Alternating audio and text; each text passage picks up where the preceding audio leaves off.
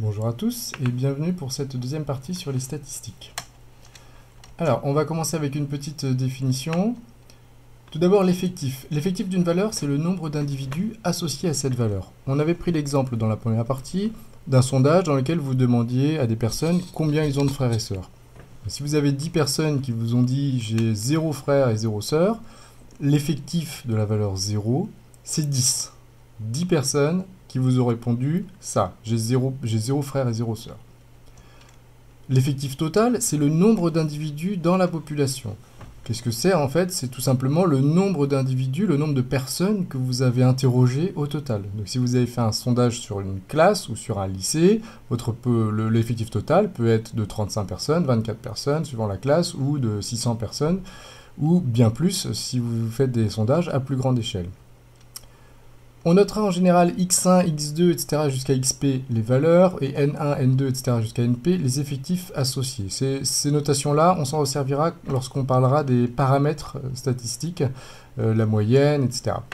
L'effectif total, c'est n, grand N, égale n1 plus n2, etc. plus np. On additionne tous les effectifs et ça nous donne l'effectif total. Et on présentera très souvent les données sous forme d'un tableau. On va y revenir dans la diapo suivante avec un exemple. Alors, si on veut parler de fréquence, la fréquence d'une valeur, c'est le quotient c'est le résultat d'une division, donc c'est le quotient de l'effectif associé à cette valeur par l'effectif total. Alors, qu'est-ce que c'est ça? Exemple, on a demandé aux 607 élèves d'un lycée combien ils avaient de frères et de sœurs. On a obtenu les résultats suivants. Alors, vous voyez dans ce tableau qu'il y a 98 personnes qui ont dit « j'ai 0 frère et 0 sœur ». L'effectif associé à la valeur 0, c'est 98. Vous avez 211 personnes qui ont dit « j'ai un frère ou une sœur ». Donc l'effectif associé à la valeur 1, c'est 211, etc. etc. L'effectif, par exemple, associé à la valeur 4, c'est 27. Bon, maintenant, passons aux fréquences. La fréquence, c'est donc le quotient de l'effectif par l'effectif total. L'effectif total, ici, comment le trouver? Vous avez deux façons de faire. D'abord, il est donné dans l'énoncé, c'est la première façon. On vous dit qu'il y a 607 élèves. Donc, on a demandé aux 607, donc l'effectif total, c'est 607. Maintenant, autre façon, si ce n'est pas donné dans l'énoncé, il vous suffit d'additionner tous les effectifs. Si vous faites 98 plus 211 plus 153, etc., etc., vous obtenez 607, c'est-à-dire le nombre d'élèves dans le lycée. Alors, la première fréquence, comment on va la calculer?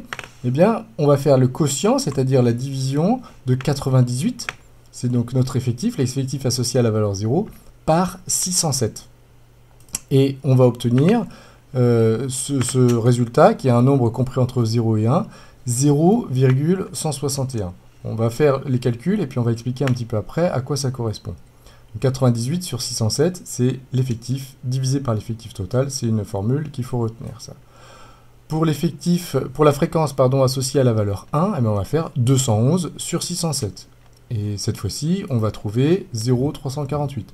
Pour la fréquence associée à la valeur 2, on va faire 153 divisé par 607, etc. Et on obtient toutes les fréquences.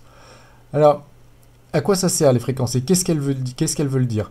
Si on reprend la première, 0,161. En fait, on a 98 personnes sur 607 qui ont 0 frère et 0 sœur.